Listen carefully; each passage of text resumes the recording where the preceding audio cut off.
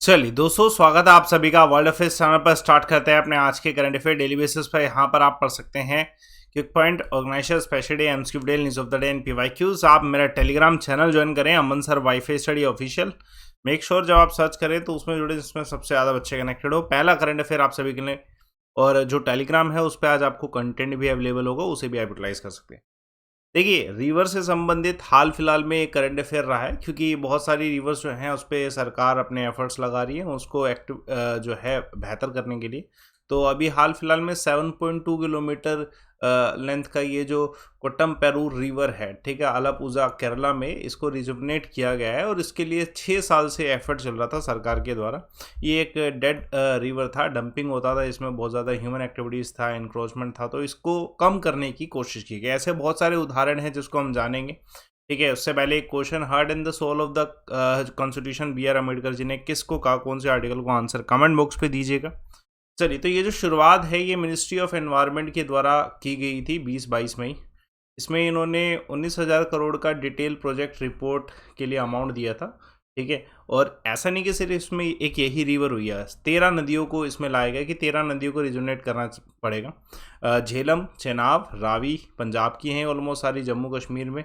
ठीक है, उसके अलावा ये कुछ साउथ की नदियां हैं, राजस्थान की लूनी भी है। ठीक है, ऐसे ही सेम प्रोजेक्ट जो है हमने जो है बाहर से भी कंसीडर किए हैं। जैसे रयान रिवर जो यूरोप में है, वो बहुत पॉल्यूटेड रिवर थी, जिसको क्लीन करने के लिए सरकार ने उस समय वाइब्रेंट कुछ प्रोसेस की। सेम इवन इंडिया में इस समय गंगा एक्शन प्लान चल रहा है, हालांकि इसमें बहुत ज़्यादा मेहनत लग रही है। ठीक है, प्रोजेक्ट में, गंगा एक्शन प्लान में, प्रोजेक्ट में जो है सीवेज ट्रीटमेंट प्लांट लगाए जा रहे हैं, बहुत सारी चीज़ें की जा रही हैं। एक्शन फोर्स लगा, नमामि गंगे जो प्रोग्राम है वो चल रहा है।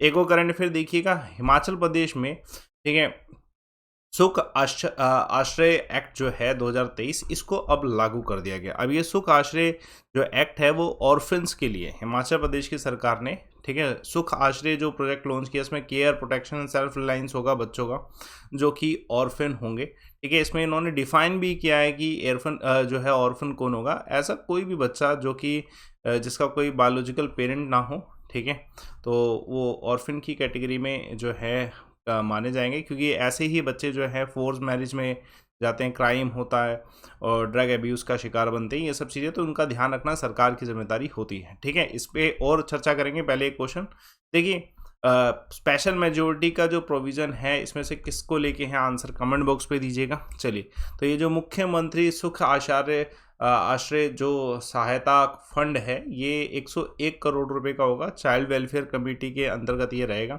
इसमें जितने भी ऑर्फन बच्चे हैं उनको चिल्ड्रन ऑफ द स्टेट घोषित किया गया है कि सरकार उनकी खुद मदद करेगी। ठीक है, उसके लिए पहले 2015 में एक्ट भी बनाया गया था, जिसमें चिल्ड्रंस के लिए कुछ स्पेशलिटी रखी गई थी। उसके अलावा कुछ और भी सर्विसेज हैं। ठीक है, चिल्ड्रन प्रोटेक्शन सर्विस, जिसको मिशन वात्सल्य भी कहते हैं, जो कि ministry of women and child development के द्वारा स्टार्ट किया गया था। एक और करंट अफेयर देखिए, हाल फिलहाल में कौन जो है national rifle association of India के नए जो है प्रेसिडेंट बने हैं? तो हाल फिलहाल में कलिकेश नारायण जी बने हैं। ठीक है, सिंहदेव जो कि सीनियर वाइस प्रेसिडेंट पोजीशन पे हैं, और यही अब जो है पोजीशन में शिफ्ट हो गए हैं, प्रेसिडेंट बन चुके हैं national rifle association of India के।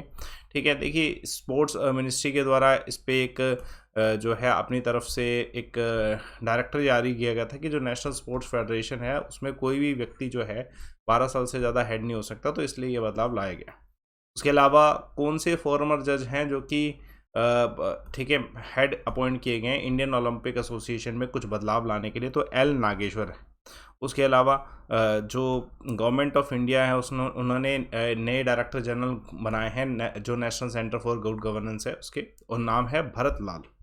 एक और करंट अफेयर देखिएगा, ये एक बड़ा अवार्ड है, कौन सी कंट्री के जो प्रेसिडेंट हैं जिनको order of white eagle award दिया गया है? तो ये यूक्रेन के प्रेसिडेंट हैं। ठीक है, उनको पहले भी बहुत सारे अवार्ड मिले हैं रशिया और यूक्रेन की वॉर के बीच में। तो ये जो अवार्ड है ऑर्डर ऑफ वाइट ईगल, ये पोलैंड का हाईएस्ट डेकोरेशन अवार्ड है। ठीक है, जो कि पोलैंड के प्रेसिडेंट जो एंड्रेस दुदा हैं, इनके द्वारा जो है प्रेसिडेंट जेलेंस्की को दिया गया। ठीक है, वॉर्सो में, वॉर्सो पोलैंड में है, कैपिटल है। तो ये डेफिनेटली उनकी जो कैपेबिलिटीज़ है, जो उन्होंने रशिया के सामने अपना काउंटर रखा, उसकी वजह से ही ये मिला है। ठीक है। उसके अलावा कौन सी स्टेट गवर्नमेंट है जिसने लॉन्च किया मुख्यमंत्री आवासीय भूमि अधिकार योजना? तो मध्य प्रदेश। कौन से देश के फॉर्मर जो है, देखिए हमारे जो former prime minister Manmohan Singh ji हैं उनको अभी लाइफ टाइम अचीवमेंट अवार्ड मिला, कौन से देश का? तो ये ब्रिटेन का है। ठीक है, सेम वैसे ही जो अवार्ड्स मिले हैं। उसके अलावा एप्पल अपना एक पहला रिटेल स्टोर इंडिया में कौन से शहर में बना रहा है? तो ये बड़ी खबर, ये मुंबई है। ठीक है, बहुत मतलब एफर्ट्स के बाद जो है ये चीज़ें हो पाई हैं, क्योंकि इससे प्रोडक्शन हाउस बढ़ेगा। एप्पल जैसा अगर मार्केट रिटेल जो है इंडिया में आता है, तो मुंबई इंडिया की फाइनेंशियल कैपिटल है और यहाँ पे जो है एप्पल अपना पहला फर्स्ट रिटेल स्टोर जो है इंडिया में ओपन कर रहा है। ठीक है, इंडिया की कौन सी कंपनी है जो वर्ल्ड मोस्ट एडवाइड कंपनीज की लिस्ट में आ चुकी है? तो TCS है। RBI की स्टडी के अनुसार कौन सी स्टेट है जहाँ पे हाईएस्ट GST कंपनसेशन हुआ है? तो तमिलनाडु में। एक और करंट अफेयर देखिएगा। देखिए वर्ल्ड का जो first Asian king vulture conservation centre है वो कहाँ पर जो है स्थापित किया गया? तो दोस्तों ये जो है उत्तर प्रदेश में।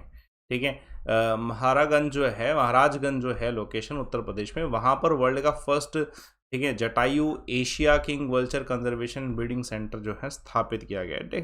आप सभी जानते हैं वल्चर की जो कैटेगरी है, स्पीसीज हैं, वो एक्सटेंट हो रहे हैं, तो इसलिए जो है ये पूरा कंजर्वेशन और ब्रीडिंग सेंटर जो है बनाइए, वर्ल्ड का फर्स्ट होगा, तो इस पर सरकार काम कर रही है। उसके अलावा कौन सी कंट्री है जो फर्स्ट कंट्री जिसने इंपोर्ट किया है कार्बन डाइऑक्साइड और उसे सी में स्टोर किया? Denmark. World largest plant discover किया गया हाल फिलहाल में कहाँ पे? तो ऑस्ट्रेलिया में लार्जेस्ट प्लांट जो है डिस्कवर किया गया। देखिए कल एक सवाल पूछा गया था कॉन्स्टिट्यूएंट असेंबली की स्थापना कब हुई? तो एग्जाम हब का आंसर सही। ठीक है, 1946 इस क्वेश्चन का आंसर। उसके अलावा आज का सवाल देखिएगा, ह्यूमन बॉडी में साउंड कहाँ से प्रोड्यूस होता है? आंसर आप कमेंट बॉक्स पे दीजिएगा। मेरा टेलीग्राम अमन सर वाईफाई स्टडी ऑफिशियल, इसे आप ज्वाइन करें। मेक श्योर कि जब आप सर्च करें तो उसमें सबसे ज़्यादा बच्चे जिसमें कनेक्टेड हो उसमें जुड़े, और सब्सक्रिप्शन आपको लेना चाहिए। अगर आप एक तैयारी अच्छी करना चाहते हैं ना, तो उसके लिए आपको सभी सब्जेक्ट पढ़ने होंगे। मैं ये जानता हूँ कि जब सभी टीचर्स पढ़ाते हैं तो एक अनलिमिटेड एक तैयारी होती है और वो फ़ायदेमंद भी रहती है, और डिस्काउंट अगर उसमें मिल जाए 50% का, तो वो सबसे बढ़िया रहेगा। तो कोई भी कोर्स हो, आप 50% डिस्काउंट आप लाइव अमन कोड से ले सकते हैं। ये सबसे बड़ा डिस्काउंट है अनअकैडमी जो मिल रहा है लाइव अमन कोड से। बाकी आप सेशन को लाइक करिए, शेयर करिए, चैनल को सब्सक्राइब करिए। Thanks lot for watching.